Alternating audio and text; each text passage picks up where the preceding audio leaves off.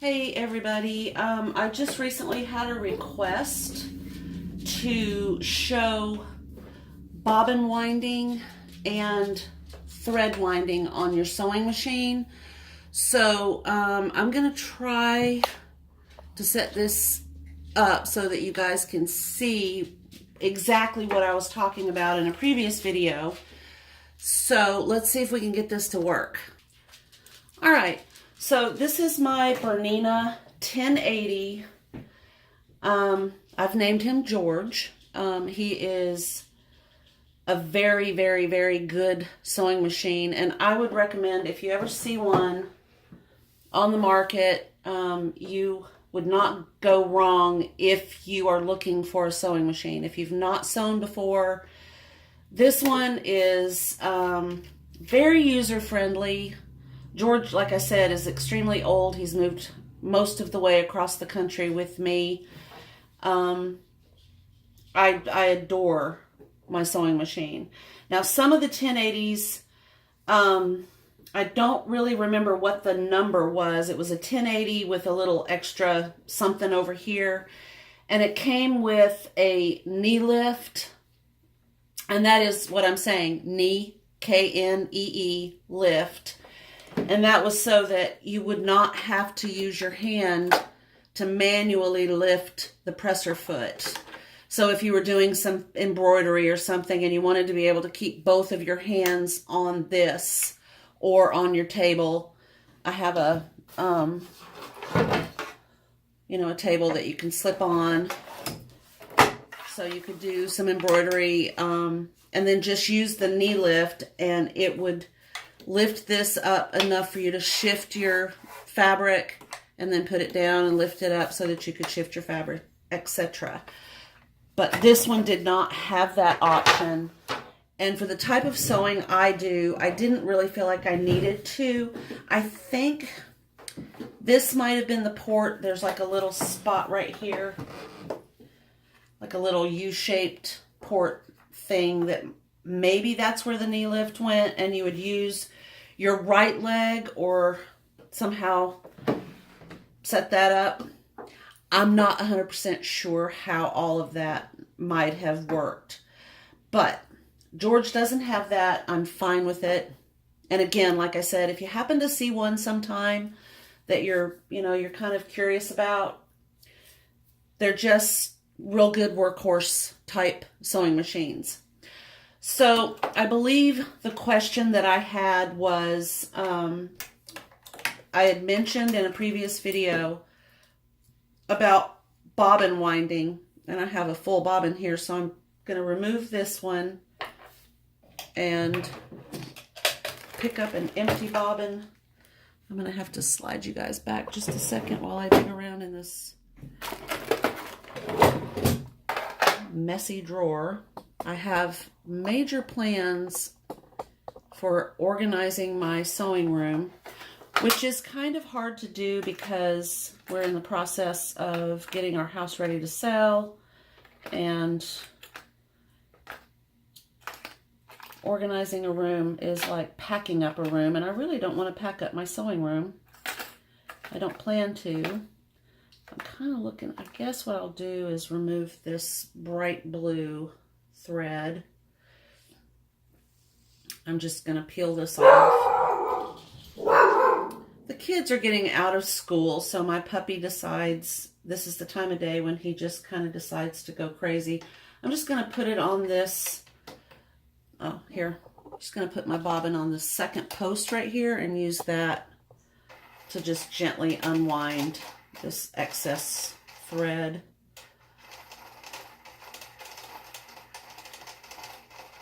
Okay. This is kind of a heavy-duty sewing thread. I don't think I even have the spool that I wound off of any longer, so I'm not going to hang on to this. Sometimes I will hang on to my thread that I have to pull off bobbins to use for mending. Oh, I can't bring myself to get rid of it, so I'll just poke it over here. At some point, you never know, I might need it. Okay, so I have an empty bobbin right here. And I'm going to use a darker thread that will actually show up. Okay, so I'm going to remove this one. I need something that's very vibrant, and I do have some somewhere. Maybe a dark blue would show up. That might work. This is, oh, I don't like this thread. Isn't that funny how we get attached? Maybe red. Red might work really well. And again, it's not one of my favorites, but it is a Coats all-purpose dual duty thread. And you will notice on my thread spools that both the top and the bottom will often have the covering, the paper covering will be pierced. And I do that for a reason. Sometimes it just depends on how the thread was wound onto the spool. I want my thread to, on my machine, to be pulling off counterclockwise like this.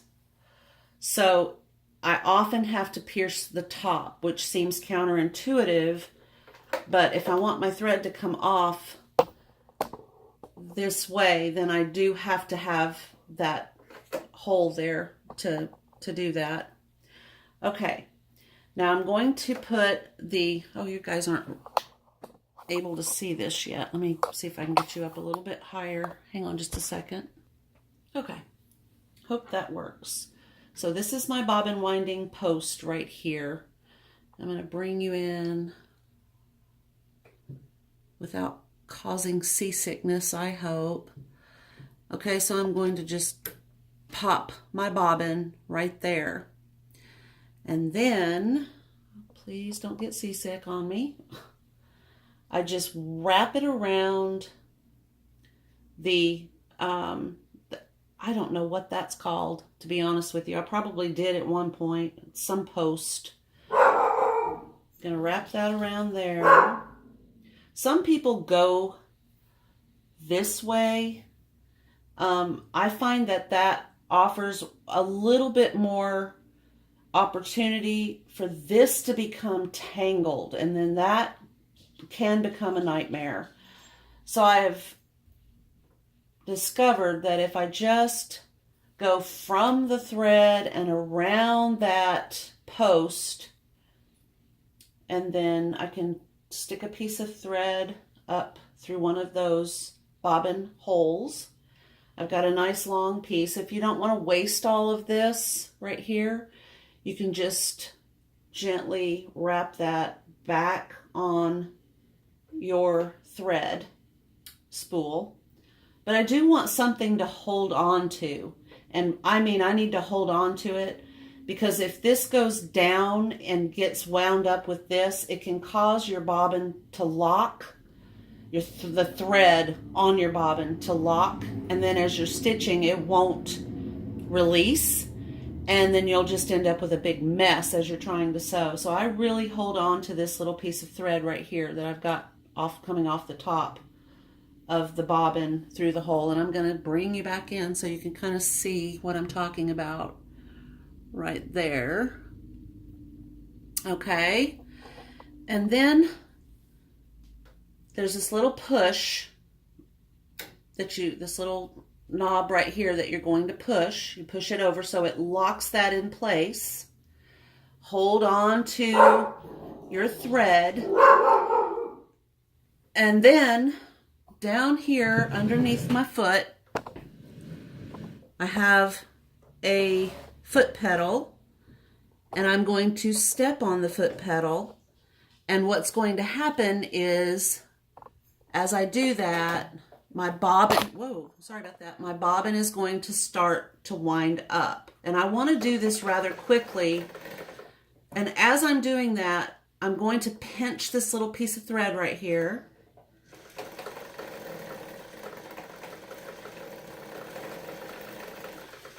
It eventually just twists off, and I can discard that.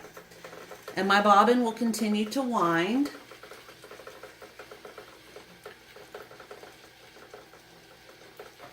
And I think I'll stop there. Now, if I filled the bobbin with red thread all the way to the very edges where that it would then eventually stop, this little button right here would just self-release. It just moves backwards as the thread fills on the bobbin, and it gets closer and closer and closer and closer and closer. And then this just automatically pops over and the whole process stops. Even if I have my foot on the foot pedal that I just showed you down here, if I'm pushing my foot on this foot pedal down here and this little thing right here releases, all action stops. And I would wind it all the way up, but I just don't want to waste all that thread. So at this point, what I do is I remove my bobbin, and I have on the side of my sewing machine a little cutter right there, and I can just slip my thread through the cutter, give it a tug, and it will cut the thread loose. You could use scissors, but after a while you just get to the point where it's whatever is working for you. Okay, now I'm just going to put my thread from my machine off to the side. I'm going to concentrate on my bobbin right now. So I'm going to set the bobbin in the bobbin case, which is, this is what that is right here. This is the bobbin case that the bobbin fits in. And I'm going to tug on it and see what direction it's going. Okay, it's going clockwise as I tug the thread, and I want it to move in a clockwise motion. So I'm going to thread my bobbin case, there's a little cut slice into it right here. I'm going to slip that through that little area and pull it, and then my thread, so it goes through this little, I'm trying to get that to focus right there. So the thread goes through there, and then underneath this part right here, and that's where it exits. So now my bobbin case is basically threaded. And then I'm going to turn my machine. I don't know if you can see this very well, but I'm going to pull out this little bar right here with my fingernail or my finger. I can hold it like this, and down here in my machine is a little prong inside the bobbin hook area, and I'm going to line that up with this hole, the center hole in my bobbin, and I'm going to place it right on that little prong, and then kind of check to see if it's nice and, in there, it's not slipping and sliding, and then release that little bar that I was pulling out with my finger. So my bobbin is now firmly in the hook, which is where it's going to rest while it's sewing. Okay, I don't need to do anything else with the bobbin right now. Now I'm going to thread George. My thread is releasing from the spool in a counterclockwise motion, and my bobbin is releasing in a clockwise motion. And on the top of my machine, I have a guide. I will put the thread through the guide, and then it comes down through here, and then it's going to go up into this little area. It just slips in right there. And you always want to make sure that your, oh my gosh, all the terminology is leaving me, but this arm that comes down as you're sewing, make sure it's in the up position when you're threading your machine. So now I'm going to hold on to my thread and slip it through, and that is pretty intuitive. You will see there's really not any place else for that thread to go. So you just slip it through, and then you're going to pull some thread, and then right here I have another, oh, you can't see that. Oh, if only I had 4 hands. I tell you what, I'm going to take my phone off of the stand and try to hold it with my hand. Okay, so let's see if we can get that. So right here is this little piece of metal that comes around. I'm going to take my thread. Thankfully, I'm ambidextrous. I'm going to hook it through there. Sorry about that. I'm looking and trying to do everything at the same time. So let's start back up at the top. Counterclockwise thread. It's going to go over here. It's going to slip through this. It's going to go down through here. There's a little channel right there. It's going to go down, up, through the arm, back down, and then it hooks. Come on, let me see if I can find it. Right there. Through and around to the front. So my thread is running down the front of the needle.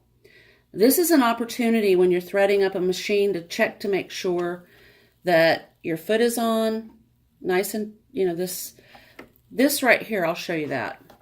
If you unscrew this, which I guess I can't, it's a little bit tighter than finger tight, this will come off of this prong right here, this leg.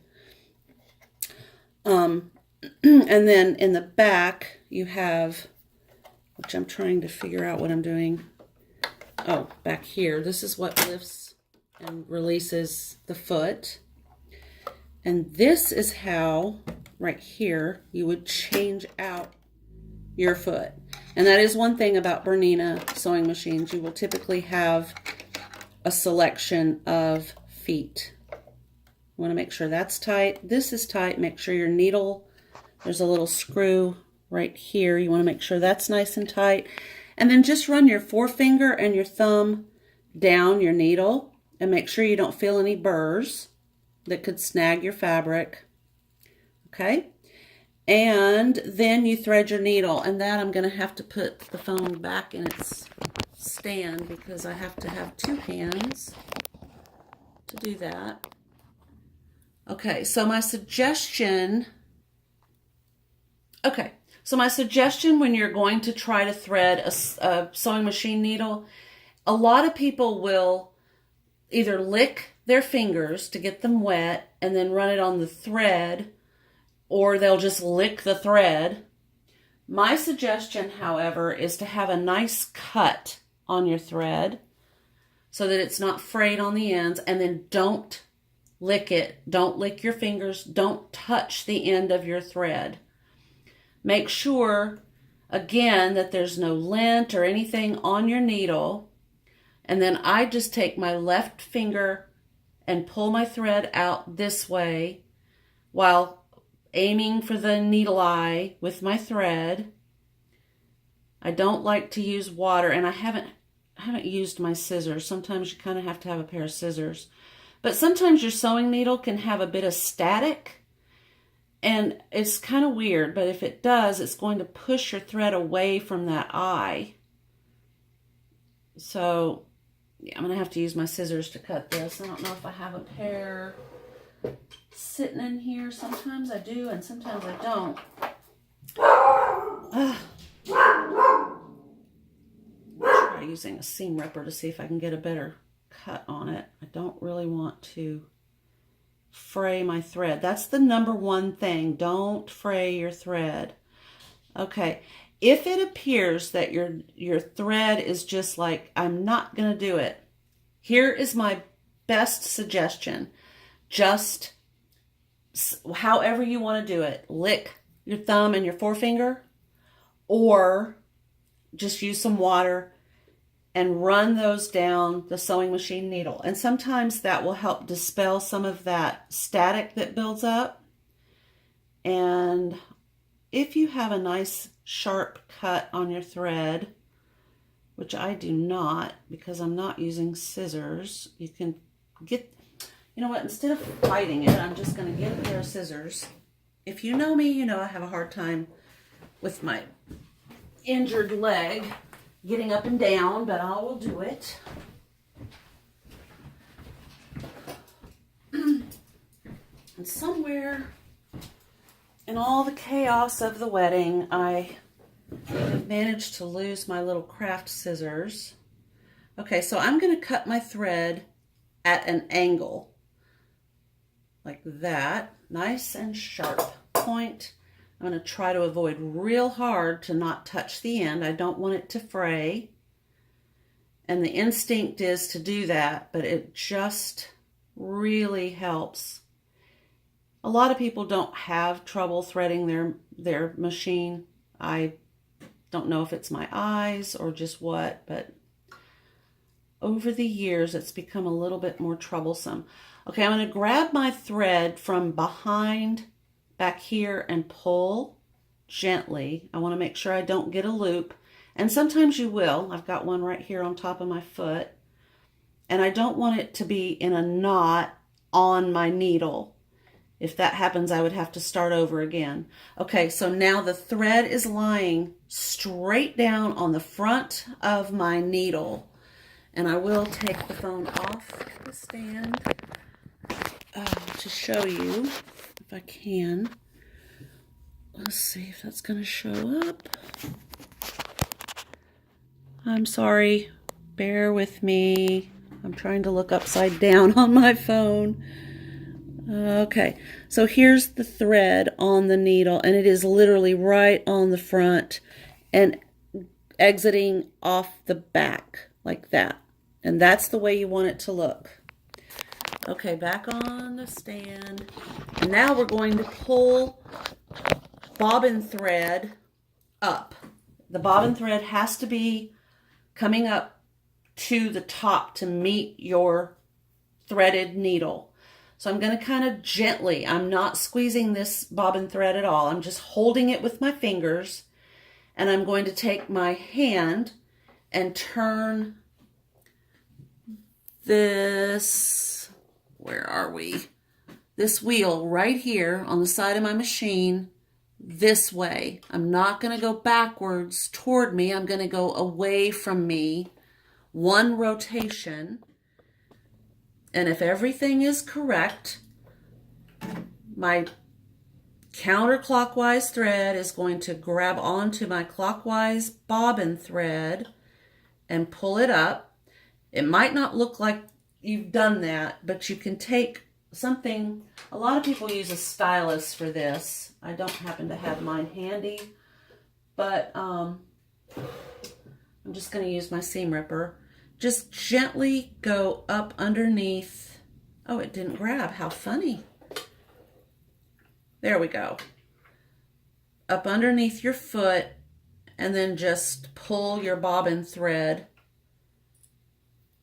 through this area right here, right, and it's where the needle goes down into the area where the hook is to make a stitch, which we are now going to show. But the next thing I suggest, and this is one of my all-time favorite little hacks, you can either use canned air, but if you don't happen to have canned air, see if you can find just a really soft, clean, either a paintbrush or an old makeup brush that you've washed out. You don't want any dirt and grime in it. No oil. But this is super soft. I mean, it literally feels like almost like a feather. And I'm going to take it and just gently kind of run it around the hook. And see, there's some lint that I managed to get. That can really affect the sewing on your sewing machine. I'm going to turn my hand. Okay, so I'm going to clean that lint out. Put it over there, out of the way. Keep my little brush clean. And handy, I might add. Okay, and then you just kind of look to make sure that everything looks good. Close that little door. And you are essentially ready to start sewing. So I'm going to get a piece of fabric that will contrast with this red thread. And we're going to see what happens when we sew. Okay, so I have a piece of white cotton fabric. It is 100% cotton. So we're going to see what this dual duty thread does on 100% cotton, and I believe the contrast will be all right. And I think for further clarification of what's happening, I'm going to use the table so you can see, oops, what.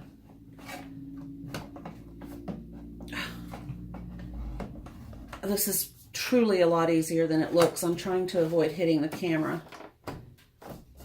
Okay, so these are going to line up with these holes. I think we need to do a complete redo. So what I want to do is keep my thread out of the way. So I'm going to just do that, and it will hold the thread up in that little cutter. Now it's out of my way. I can just line up my table and slip it into place. There we go. Okay, now I can release my thread. Generally speaking, if you're new to sewing, you want a good 3 to 4, maybe 5 inches of thread from both the needle and the bobbin to be available. It's often a good idea if you need to hold your thread, or if you just are worried that it's going to come, because it will pull back as it's stitching those first couple of stitches, and it can completely unthread the needle. So if you don't want that aggravation, I just suggest you pull, about, 3 to 4 to 5 inches back there. Okay, so I have this long strip here, and I'm going to fold it in half so that we can do just a basic sewing chain stitch. And now the reason that I do counterclockwise thread, or needle thread, and clockwise bobbin thread is I want the needle thread to lock onto the bobbin thread. And that might be hard to see, but I'm going to see if I can show you what I'm talking about through the seam. Okay, I'm set up to start stitching. I lifted up my presser foot. I set my fabric underneath at the seam allowance that I wanted. And if you're not sure what that is, most patterns call for a seam allowance. And if you are, let's say you're going to be stitching clothing items, or even a bag. I know that here in Everett, Washington, I'm not in Everett, but in Everett, Washington, they recently have said, City Council has said that we cannot use plastic bags in the grocery stores, retail stores, anywhere within the city of Everett. So the desire to make a bag to take with you to the grocery store is very high right now. I have several of those bags, but when I make them, I want a really good seam allowance, because I don't want my thread to be so close to the edge that, my stitching so close to the edge that if it got heavy, that seam could come apart. So if you use a nice big, say 5/8 of an inch seam allowance, you're going to have enough fabric to hold your stitches nice and tight in place to the fabric. It's not to say it won't come undone depending on the thread you use in relation to the fabric that you've chosen, but eventually you will get to the point where you start to recognize mercerized thread is a cotton thread that has been completely wrapped in a polyester thread. It's a good all-purpose type of thread. So here we go. We are going to start stitching with one exception.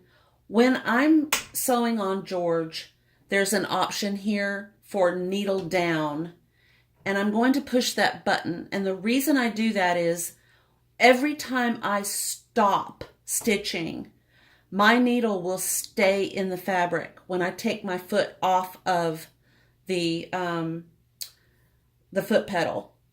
So if for some reason I need to stop sewing, I don't have to worry that my fabric is going to shift. It's not going to come out from underneath the foot. It's just going to stay there because the needle is holding it in place. So I always make sure that I'm in needle down position. The thing is, if your sewing machine does not have that option, just get in the habit of taking a turn with your little flywheel over here on the side, and that will, I'll just do that real quick. It's moving the needle down into the fabric, and it will stay that way until you begin to stitch. So I'm going to put my dominant foot, and for me that's my right foot, and I'm going to hold my fabric, and I'm going to start sewing.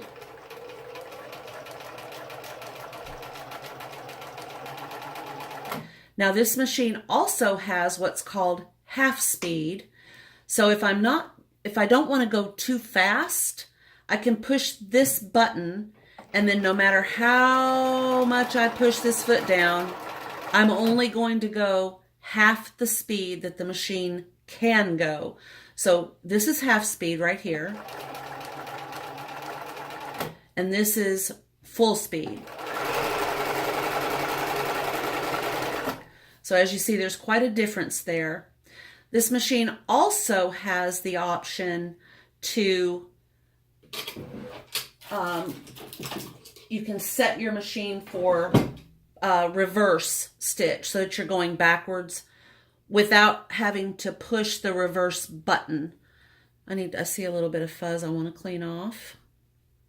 Poor George, he needs a good cleaning since my sewing frenzy for the wedding.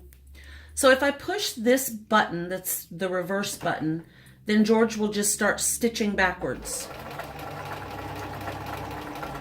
And if I remove that, it'll go forward again.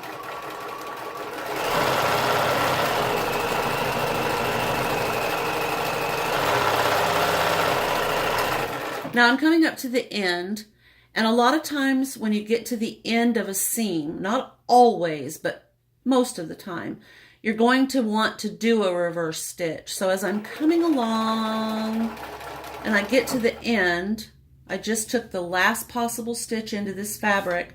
All I have to do is push this little thumb button right here, and George will go backwards, and then he'll go forwards again without me having to push or unpush a button. So now I'm done stitching that seam. So I lift up the presser foot, and then on George, in order to get my needle to come up out of the fabric so that I can remove the fabric, I just take one step on the foot pedal. Oops, on the back, I forgot. There. And I don't know if you can see that because I'm trying to do 15 things at once, but it just lifted the needle with one step on the very back of the foot pedal. Okay. Okay, so now